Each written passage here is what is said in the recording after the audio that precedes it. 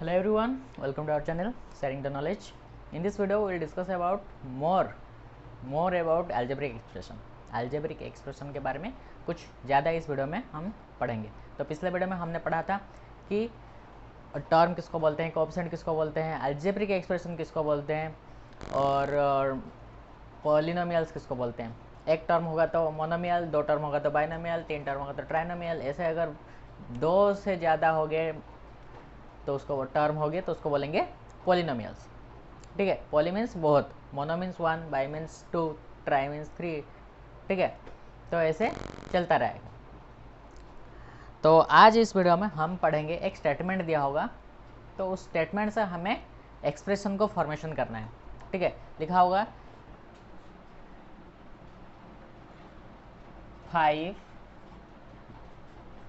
More than x, 5 more than x। वो number क्या है जो x से 5 बड़ा है। तो x से बड़ा है, मोर देन लिखा होगा मतलब प्लस, कितना बड़ा है 5। तो वो नंबर क्या है पता नहीं है हमें। ठीक है, तो वो अगर लिखा होगा 5 मोर देन x इज 11, अगर लिखा होगा 5 मोर देन x इज 11 ऐसे लिखा होगा तो हम यहाँ पर 11 लिख सकते हैं। ठीक है, so this is called an open statement. क्या बोलते हैं इसको? Open statement. ओपन स्टेटमेंट किसको बोलते हैं? जहां पर हम x का वैल्यू कुछ भी ले सकते हैं। कुछ भी ले सकते हैं मतलब जिसका वैल्यू कुछ भी हो सकता है, जिसके वजह से ये ट्रू भी हो सकता है, फॉल्स भी हो सकता है। मैं अगर यहाँ पर ले लूँगा 3, x का वैल्यू ले लूँगा 3, तो ये हो जाएगा 3 + 5। 3 + 5 तो 8 हो रहा है, लेकिन यहाँ पर 11 है, so it is not true. 3 is not correct for this statement. तो ये एक ओपन स्टेटमेंट है जहाँ पर x का वैल्यू कुछ भी ले सकते हैं, जिसके वजह से ट्रू हो सकता है, फॉल्स भी हो सकता है। ठीक है, अगर हम x का वैल्यू ले लेंगे, x का वैल्यू एक ऐसा वैल्यू लेंगे जिसके वजह से ये ट्रू हो जाएगा। कैसे लेंगे? अगर यहाँ पर 6 लिख दूंगा, 6 + 5 = 11, तो x का वैल्यू अगर 6 हो रहा है तो ये ट्रू हो रहा है। तो इसको बोलेंगे एक इक्वेशन। क्या बोलेंगे? इक्वेशन। इक्वेशन कहाँ से आया? इक्वालिटी वर्ड से इक्वेशन आया। यहाँ पर इक्वल साइन दिया हुआ है, इक्वेशन बोलेंगे इसको। क्यों इक्वेशन बोलेंगे? क्योंकि x का वैल्यू ट्रू हो रहा है, दोनों साइड इक्वल हो रहे हैं। ये होता है लेफ्ट हैंड साइड, ये होता है राइट हैंड साइड। ठीक है, left hand side, right hand side, समझ में आ रहा है? ये हमारा लेफ्ट में है लेफ्ट हैंड साइड, ये हमारा राइट में है राइट हैंड साइड।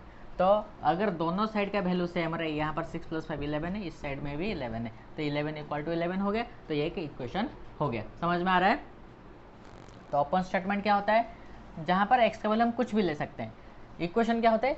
x का वैल्यू एक पर्टिकुलर वैल्यू होता है जिसके वजह से वो स्टेटमेंट ट्रू होता है। अगर स्टेटमेंट ट्रू हो रहा है x का वैल्यू के वजह से, तो उसको बोलेंगे क्या?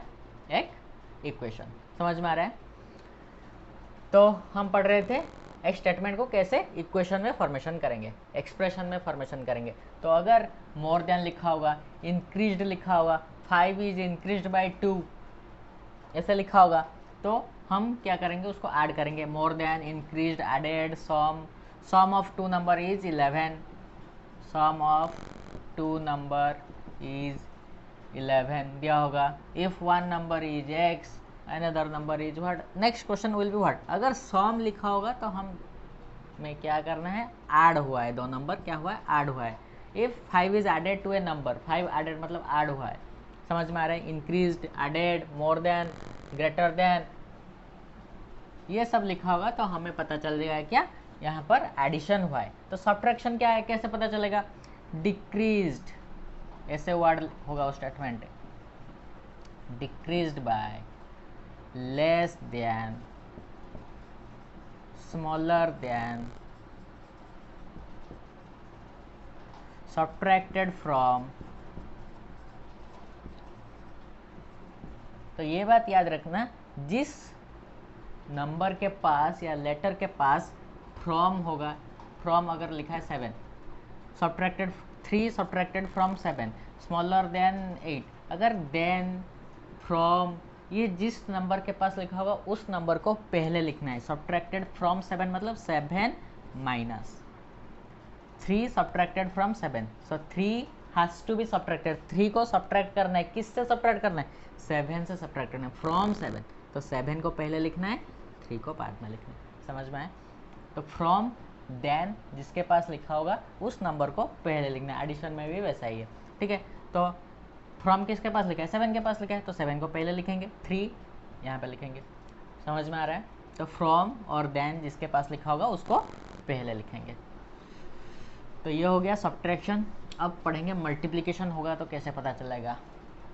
मल्टीप्लिकेशन में 2-3 वर्ड होते हैं। एक होता है प्रोडक्ट, दिया होगा प्रोडक्ट ऑफ 2 नंबर इज, कुछ भी नंबर दिया होगा, product of x and y is xy, product of 3 and A number is 12, product of 3 and A number is 12 दिया होगा। Product means multiplication of 3 and A number, दूसरा number हमें पता नहीं, इक्वल टू 12 है, तो इस नंबर को हमें ढूंढना है। तो ये नंबर क्या होगा? 4 होगा। कैसे 4 होगा? हम सॉल्व जब करेंगे बताएंगे, ठीक है। सो 3 इंटू 4 इक्वल टू 12। तो प्रोडक्ट मतलब मल्टीप्लिकेशन हुआ है, टाइम्स, टाइम्स मतलब भी मल्टीप्लिकेशन हुआ है, ऑफ मतलब भी मल्टीप्लिकेशन है, 2 टाइम्स, 2 टाइम्स मतलब 2 को मल्टीप्लाई करना है, 5 टाइम्स 5 को मल्टीप्लाई करना है, 7 टाइम्स 7 को मल्टीप्लाई करना है। जितना टाइम्स लिखा होगा उतना उस नंबर में मल्टीप्लाई करना है।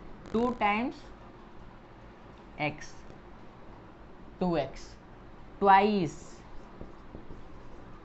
थ्राइस,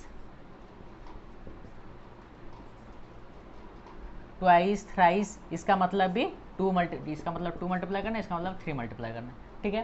ट्वाइस मतलब 2 टाइम्स, थ्राइस मतलब 3 टाइम्स, ठीक है। तो ये जब वर्ड्स होंगे 1 2 3 4 5 वाह, इस तरह के वर्ड होंगे तो हमें पता चल जाएगा क्या हमें मल्टीप्लाई करना है। क्या करना है? मल्टीप्लाई करना है।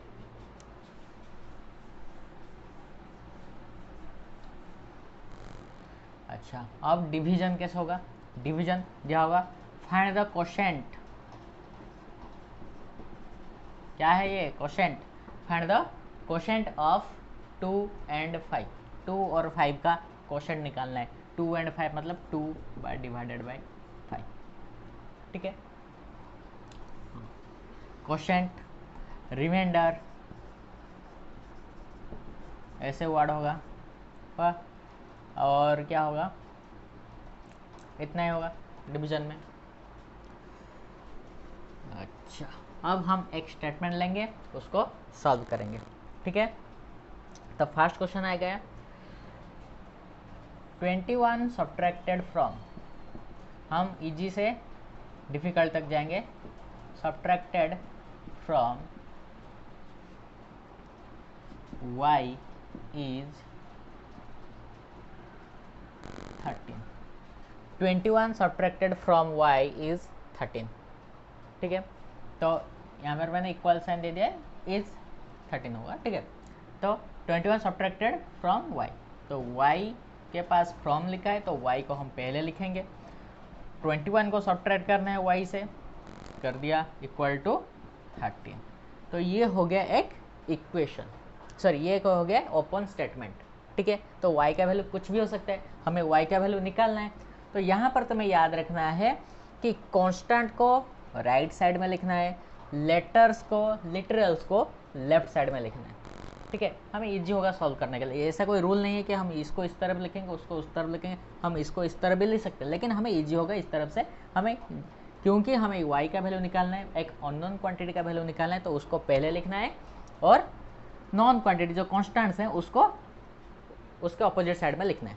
समझ में आ रहा है? तो ऐसा कुछ रूल नहीं है कि इसको इस तरफ ही लिखेंगे, उसको उस तरफ लिखेंगे, ऐसा कुछ रूल नहीं है। तो हम जिसको जिस तरफ भी लिख सकते, लेकिन इट इज़ वेरी इजी और it looks very good to write this unknown quantities on the left hand side and known quantities on the right hand side. Okay, so अब क्या करेंगे?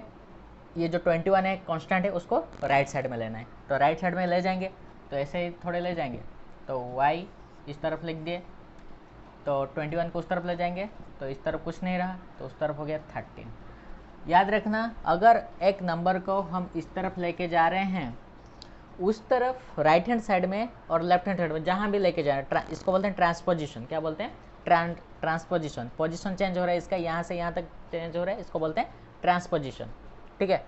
तो अगर हम एक नंबर को ट्रांसपोज कर रहे हैं दूसरे साइड को, तो उस साइड में जो भी नंबर लिखा होगा उसको पहले लिखेंगे, ठीक है। मतलब 13 यहाँ पे है तो 13 यहाँ पे पहले लिखेंगे। तो यहाँ पर 21 आएगा, आ गया 21, अरे 21 तो आ गया, इसका साइन क्या होगा भाई? तो साइन क्या देंगे, माइनस देंगे कि प्लस देंगे, क्या देंगे? मैंने बोला था पिछले वीडियो में कि अगर हम एक नंबर को उसका पोजीशन चेंज करें, एक साइड से दूसरे साइड को ले रहे हैं, तो उसका जो भी साइन होगा उसका उल्टा हो जाएगा। यहाँ पर 21 का साइन क्या है, माइनस, y का साइन क्या है, प्लस। तो y तो इधर रह गया, y तो कहीं भी नहीं जा रहा है, अपने जगह पे है, तो उसका साइन चेंज नहीं होगा। लेकिन 21 तो अपना प्लेस चेंज कर रहा है, तो इसलिए इसका साइन चेंज हो जाएगा, माइनस से क्या हो जाएगा, प्लस। समझ में आ रहा है? तो ये हो गया y is equal to 13 plus 21 कितना हो गया, 34। सो y क्या है, 34। तो हमें y का वैल्यू निकल गया 34। अब हम वेरीफाई करेंगे कि हमने जो आंसर निकाला वो ठीक है या गलत है। वेरीफाई करेंगे, y के जगह में 34 डाल देते हैं। सो 34 माइनस 21 इक्वल्स टू 13 दिया है। तो हमें देखना है कि लेफ्ट हैंड साइड और राइट हैंड साइड इक्वल हो रहा है कि नहीं।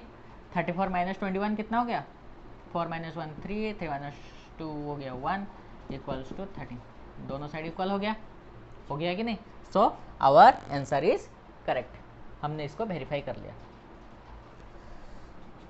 समझ में आ रहा है? ट्रांसपोजिशन किसको बोलते हैं? अगर हम कोई भी नंबर का पोजीशन चेंज कर रहे हैं तो उसको बोलते हैं ट्रांसपोजिशन। अगर हम पोजीशन चेंज कर रहे हैं उस साइड, जिस साइड पे हम चेंज कर रहे हैं उस साइड में जो भी नंबर लिखा होगा उसको पहले लिखेंगे। 13 लिखा है तो पहले 13 लिखेंगे। ऐसा नहीं कि यहाँ पर 13 है तो हमने पहले 21 प्लस 13 ऐसे लिख दिया, ऐसे नहीं लिखते। जो भी नंबर है उसको पहले लिखना है। 13 है, पहले 13 लिखना, उसके बाद 21 लिखना है। समझ में आया? बहुत इंपॉर्टेंट है। अगर पहले नहीं लिखोगे तो आंसर गलत आ जाएगा।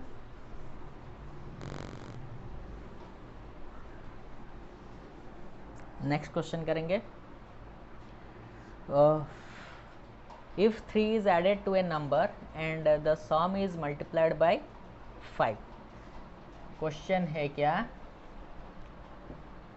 if 3 is added to a number and 5 is and the sum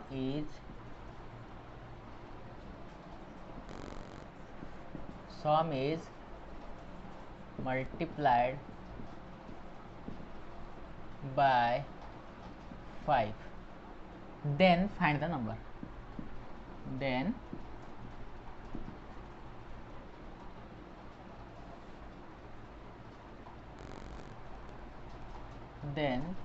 number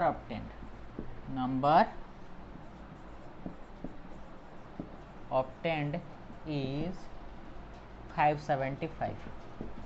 then find the number। और क्या, then find the number। okay, if 3 is added to a number and the sum is multiplied by 5 then number obtained is 575। अच्छा, तो अगर इस तरह का एक statement दिया है हमें, बहुत ही लंबा चौड़ा स्टेटमेंट दिया है, तो पहले क्या करेंगे, हम एक एक लाइन को सॉल्व करके देंगे।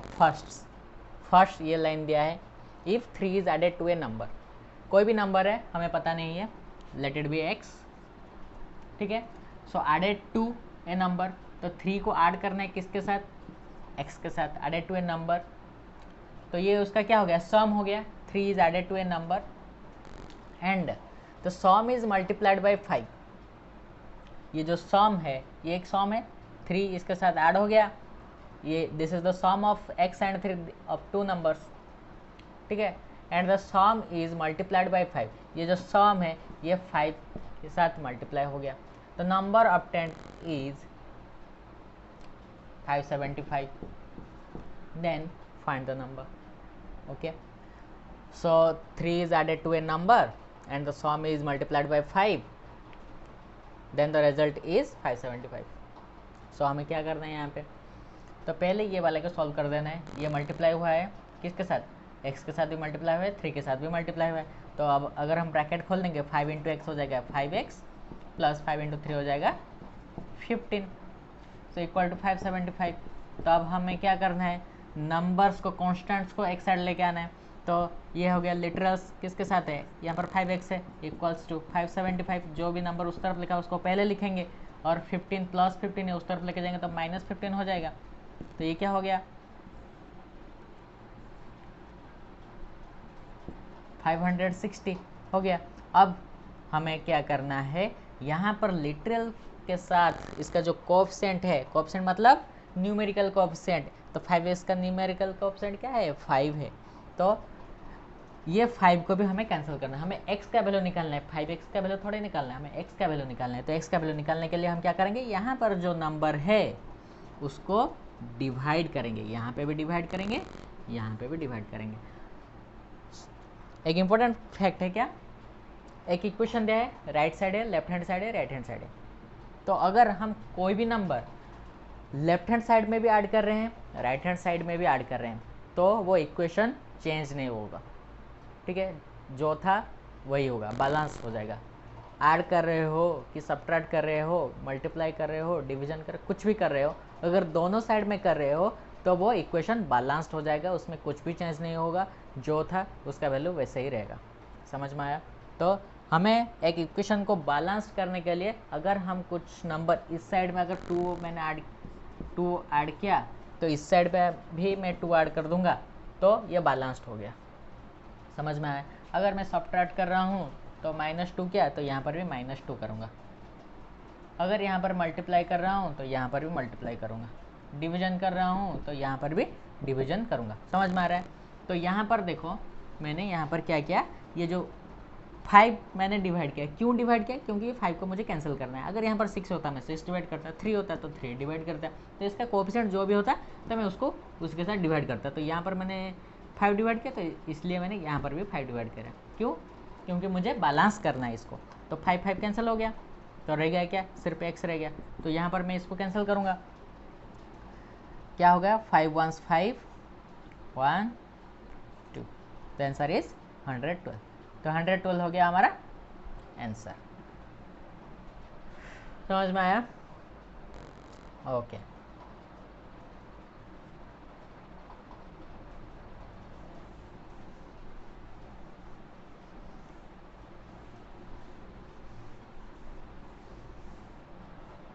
नेक्स्ट क्वेश्चन करेंगे।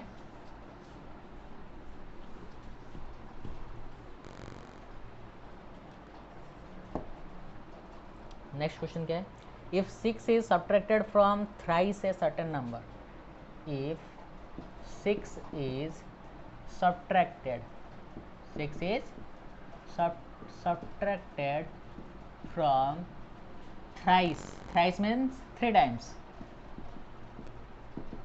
thrice a number,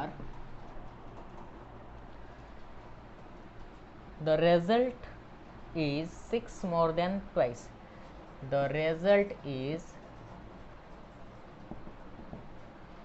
6 more than twice, the number twice the number,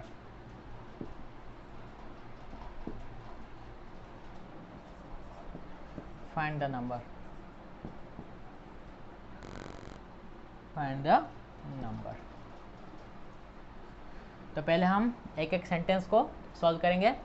if 6 is subtracted from thrice A number, thrice A number मतलब 3 टाइम्स ए नंबर, तो हमें कोई तो नंबर पता नहीं है, लेट द नंबर बी, ये जो नंबर दिया है ये नंबर बी x, ठीक है। सो थ्राइस दिया है मतलब 3 टाइम्स, 3x, 3x से किसको सब्ट्रैक्ट करना है, 6 को सब्ट्रैक्ट करना है, कर दिया। The result is 6 more than, ये जो रिजल्ट निकलेगा, रिजल्ट मतलब इक्वल साइन दे देना, the result is 6 more than, 6 more than plus, किससे ज़्यादा 6 है, more than twice the number, मतलब जो नंबर हमने लिया था, कौन सा नंबर लिया था, x लिया था, तो इसका ट्वाइस से 6 ज़्यादा है, ट्वाइस मतलब 2 टाइम्स, सो 2x से 6 ज़्यादा हो जाएगा। Find the number. तो ये हमें दो साइड में, लेफ्ट हैंड साइड मिल गया, राइट हैंड साइड मिल गया, दो इक्वेशन मिल गए। अब हमें क्या करना है, लिटरल्स को एक साइड लेके आना है, कॉन्स्टेंट्स को एक साइड लेके जाना है। तो लिटरल्स को हम लेफ्ट साइड में लिखेंगे, कांस्टेंट को राइट साइड में लिखेंगे, ठीक है। सो ये 3x है तो ये 2x है। सो 3x के पास 2x लेके आना है तो 3x को पहले लिखना है, क्योंकि लेफ्ट हैंड साइड में 3x है तो वो पहले लिखा जाएगा। तो 2x है, 2x के पास कौन सा साइन है, प्लस साइन है यहाँ पे, तो यहाँ पर आ जाएगा तो माइनस हो जाएगा, ठीक है। तो उस तरफ क्या है, +6 है, ये जो -6 है उस तरफ जाएगा तो -6 क्या हो जाएगा, +6 हो जाएगा। समझ में आ रहा है। सो 3x - 2x is x। 3x से 3 से 2x चला गया और कितना बच गया, 1। सो 1x, तो 1 तो लिखते नहीं, सिर्फ x लिखते हैं। 6 + 6 हो जाएगा 12। तो आंसर हो गया कितना, 12। x is the number whose from which 6 is subtracted. अगर इसका थ्राइस मतलब 12 × 3 36 से अगर 6 सब्ट्रैक्ट करेंगे तो क्या हो जाएगा, इसका ट्वाइस से मतलब 12 का ट्वाइस, 24 से 6 ज़्यादा। आंसर तो सेम आ रहा है, 36 - 6 इज 30, 24 + 6 इज 30 हो गया। Left hand side right hand side equal हो गया, वेरीफाइड। हम यहाँ पर अगर दोनों साइड इक्वल होता है हम इसको लिख सकते हैं left hand side equal to right hand side, ठीक है।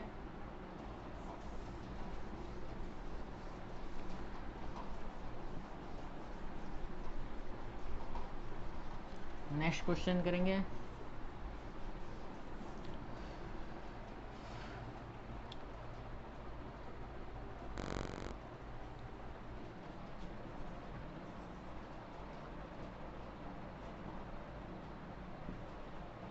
A woman's son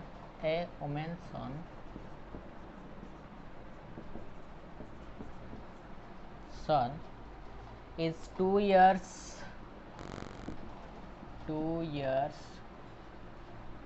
older than her daughter.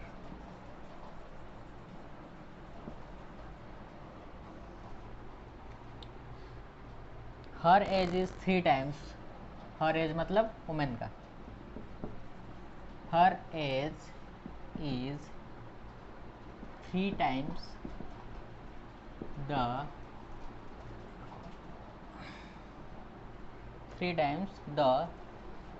sum of their children.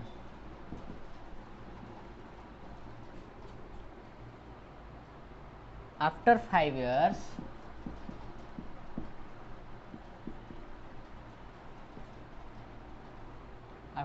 years, she will be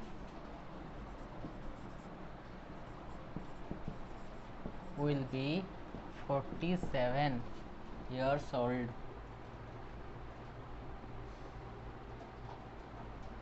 47 years old.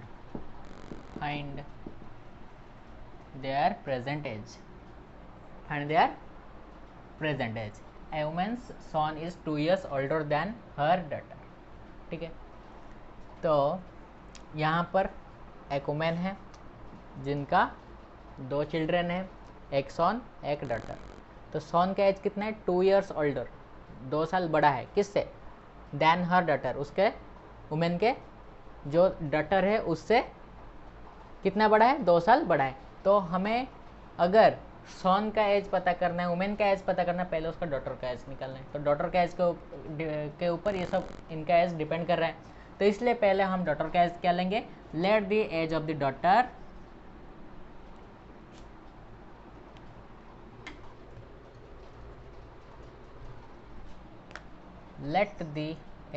Daughter be x. तो सॉन का कितना हो जाएगा, x + 2, 2 साल ज़्यादा है ना सोन का एज, तो इसलिए x + 2। तो डॉटर का हो गया x, सोन का हो गया x + 2। तो वुमेन का एज कितना होगा उनका मदर का, तो दिया है क्या, women her age is 3 times the sum of their children. Sum of their children मतलब x और x + 2 दोनों का सम से 3 times ज़्यादा है इसका एज, ठीक है, समझ में आ रहा है, इंटू 3। आफ्टर 5 years, 5 साल के बाद क्या हो जाएगा, सी विल बी 47।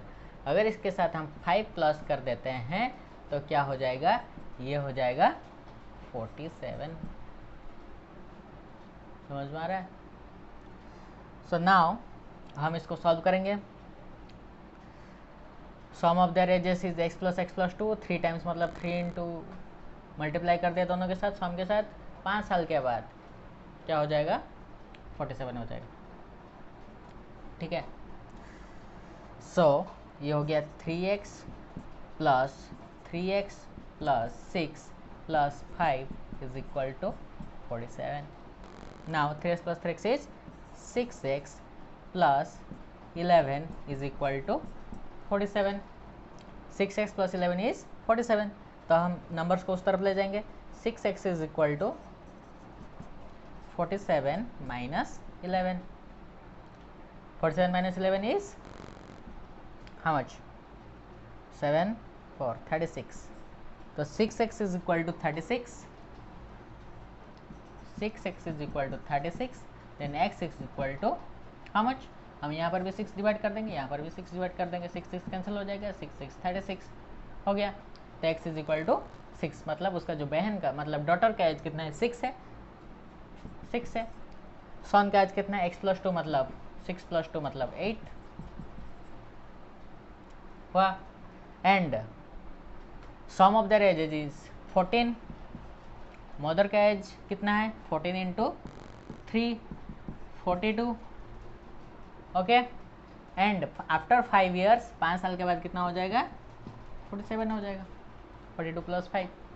ओके, समझ में आ रहा है?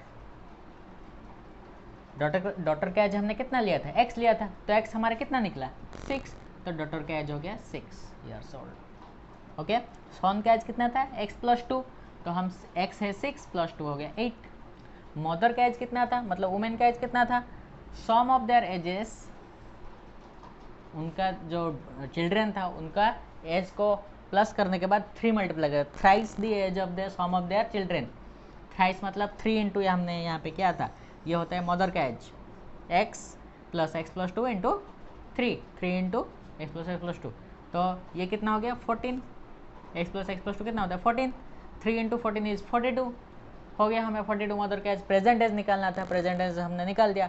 तो 5 साल के बाद ये हो जाएगा कितना, 11, ये हो जाएगा 13, ये हो जाएंगे 47 mother. Okay okay,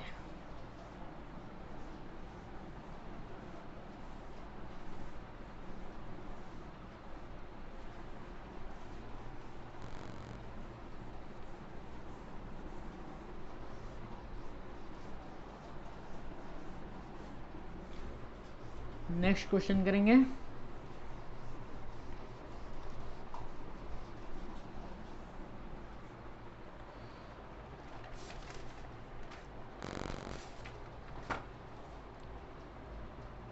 A bag of rice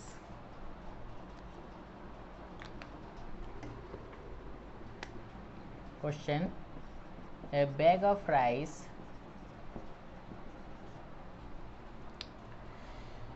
weighs 20 kg more than 20 kg more than one of a sugar bag। वाह, एक बैग है राइस बैग जिसका वेट कितना है, शुगर के बैग से 20 kg ज़्यादा है। ठीक है, if 50 kg sugar is added, if 50 kg sugar is added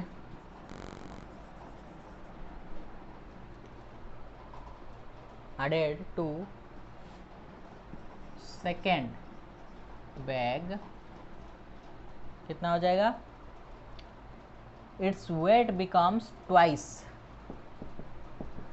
its weight becomes twice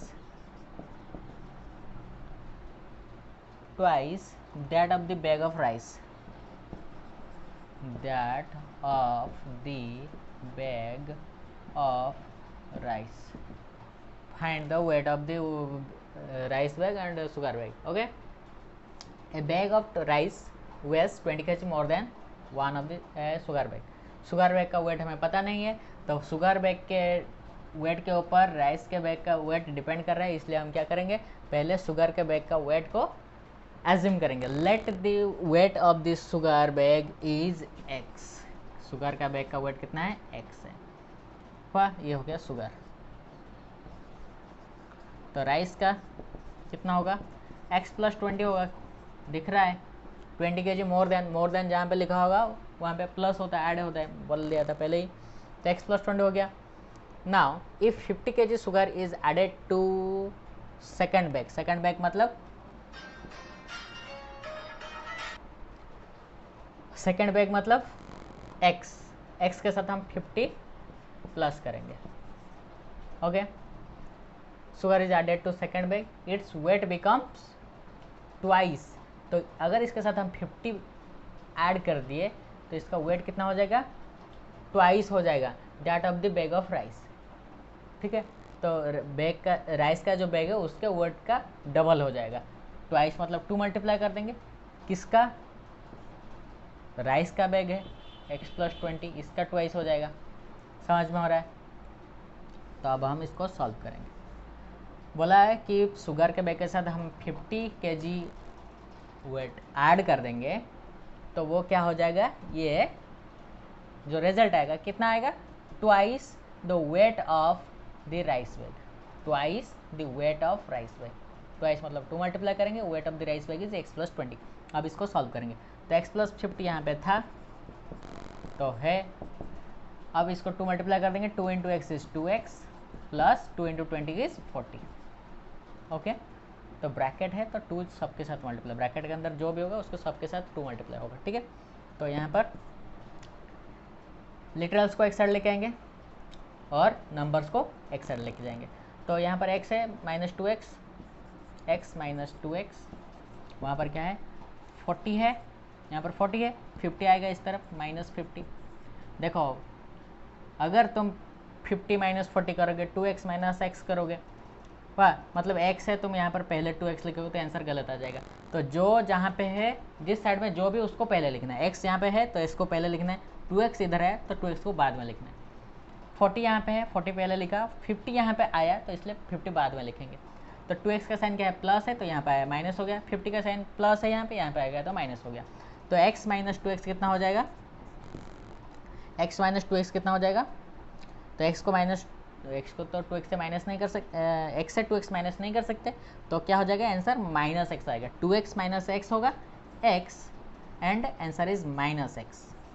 okay, is equals to 40 minus 50, यहाँ पर भी वैसे होगा माइनस 10 होगा। देखो दोनों साइड जब माइनस होता है वो कैंसिल हो जाते हैं। ठीक है, जब दोनों साइड सेम साइन होता है वो कैंसिल हो जाता है, माइनस माइनस कैंसिल हो गया। तो आंसर क्या आएगा, x equals to 10, x equals to 10।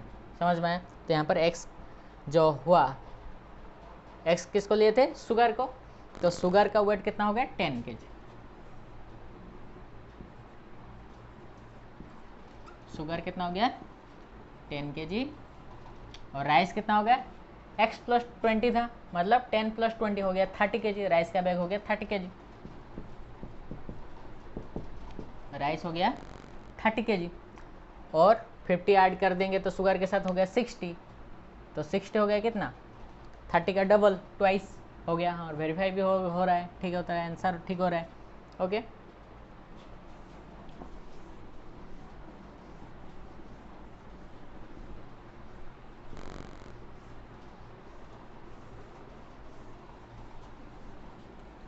Next question है, the sum of 2 consecutive even integer is 54। Question है the sum of 2 consecutive integer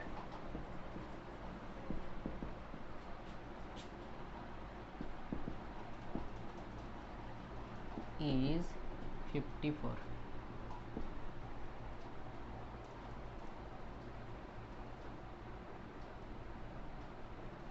sorry, even integer, even और मतलब जो 2 में डिवाइड नहीं होता, इवन मतलब जो 2 में डिवाइड हो जाता है। Even integer is 54। Find the number. Consecutive मतलब सीरियल, एक के बाद एक, जैसे 2 के बाद 3 होता है, 2 और 3 कॉन्जिक्यूटिव हो गए। 2 के बाद अगर 4 लिख देंगे वो कॉन्जिक्यूटिव नहीं होगा, ठीक है। सो 2 3 4 5 ये सब कॉन्जिक्यूटिव नंबर है, एक के बाद एक के बाद एक के बाद 1 प्लस होगा 1 माइनस होगा, ठीक है। सो 3 का कॉन्जिक्यूटिव नंबर क्या है, 2 होता है और 4 होता है। 3 के पास जो दो नंबर है वो होता है उसका कॉन्जिक्यूटिव नंबर, 2 3 3 4, ठीक है। कॉन्जिक्यूटिव मतलब पास पास जो नंबर होते हैं closely, the difference is 1। If the difference is 1 of 2 number they are called consecutive numbers, ठीक है। तो इवन नंबर्स मतलब 2 में डिवाइड हो जाएगा, जैसे 2 4 6 8, हाँ। तो sum of 2 consecutive even number is 54। तो let one even number is x, एक इवन नंबर क्या है x, let B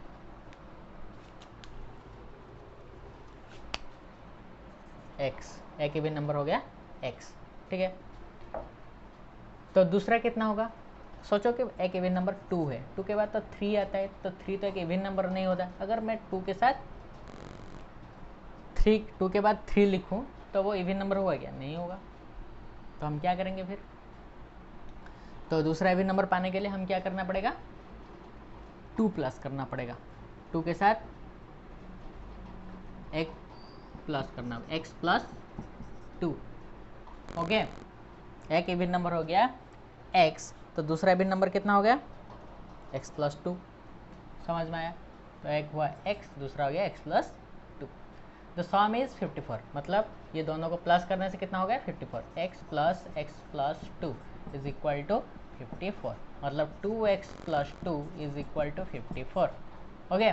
now literals one side, constants one side, so 2x is equal to 54 minus 2, plus 2 इधर आ गया minus 2 हो गया, तो कितना हो गया 52 हो गया। 2x is equal to 52, x is equal to 52 by 2, कितना हो गया 26, x is 26। So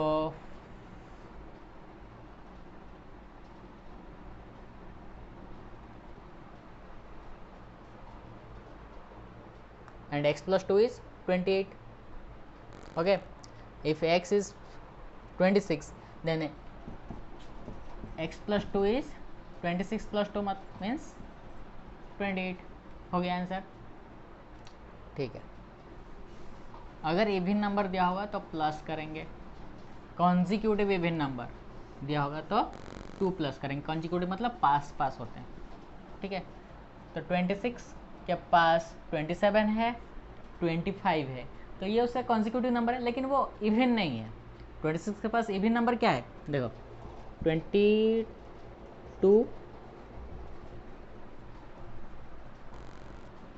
22 23 24 25 26 27 and 28। C 22 even number है, 24 इवन नंबर है, 26 इवन नंबर है, 28 इवन नंबर है, 23 ऑड नंबर है, 25 ऑड नंबर है, 27 ऑड नंबर है, ठीक है। मैं बोलूँगा 26 का कॉन्जिक्यूटिव नंबर क्या है, 26 consecutive numbers, 3 consecutive numbers near 26, तो 25 26 27 28 हो गया। But 25 26 are not even number, they are odd numbers. हमें क्या करना है, कॉन्जिक्यूटिव इवन नंबर निकालना है, इसलिए हमने प्लस 2 किया था, 26 प्लस 2 किया था। अगर 1 करते तो 27 होता, माइनस 1 करते 25 होता, समझ में आ रहा है। तो हमने इसलिए प्लस 2 किया, ओके। तो कॉन्जिक्यूटिव नंबर जाएगा तो मैं x प्लस 2 भी लिख सकता हूँ, x माइनस 2 भी लिख सकता हूँ, ठीक है। सिर्फ प्लस भी नहीं लिख सकते, x माइनस 2 भी लिख के सॉल्व कर सकते हो। अगर ऑड नंबर दिया होगा consecutive odd number,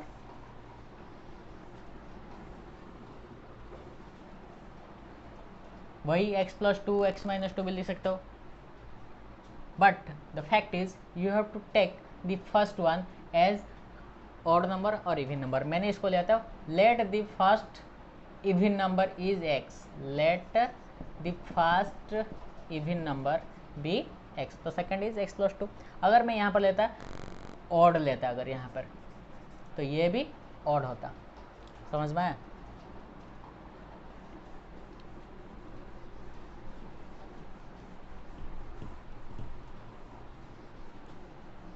next question,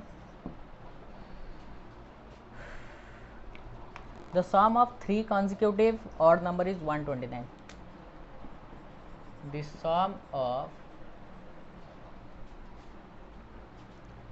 3 consecutive odd number is 129. ठीक है, the sum of 3 consecutive odd number is 129. 3 consecutive odd number है जिसका सम कितना है 129 है. तो first odd number be, first odd number be x, let then second odd number be x plus 2, third odd number be, इसके साथ फिर से 2 प्लस करने से क्या हो जाएगा x प्लस 4. ओके, सो इन तीनों को प्लस करने से क्या हो रहा है, कितना आ रहा है 129 आ रहा है. तो ये हो गया x plus 2 plus x plus 4 is 129. Okay, so x plus x कितना x है 3x है, 3x 2 प्लस 4 हो गया 6 is equal to 129. Okay, so 3x plus 6 equal to 129. So literals one side, constants one side. So 3x is equal to 129 plus 6 उधर चला गया minus 6 हो गया. Okay, so 3x is equal to 129 minus 6 is 123. Okay, plus that x is equal to 123 by 3, 123 by 3. So cancel कर देंगे, हो जाएगा 41. 3 4 ज़ा 12, 3 1 ज़ा 3. ओके, तो आंसर हो गया कितना 41. ये हो गया x हो गया हमारा 41, x प्लस 2 हो जाएगा 43, x प्लस 4 हो जाएगा 45.